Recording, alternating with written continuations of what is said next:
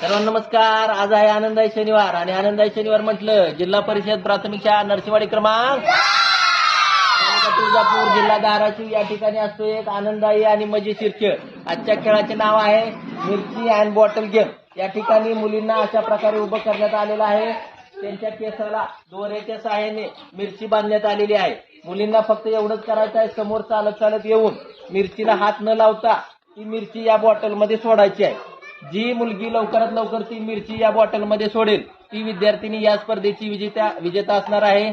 आणि विजेत्या विद्यार्थिनीला आपण देणार आहोत एक लाल आणि निळ्या पेनची जोडी. तर सुरू करतात खेळाला. 1 2 3 स्टार्ट.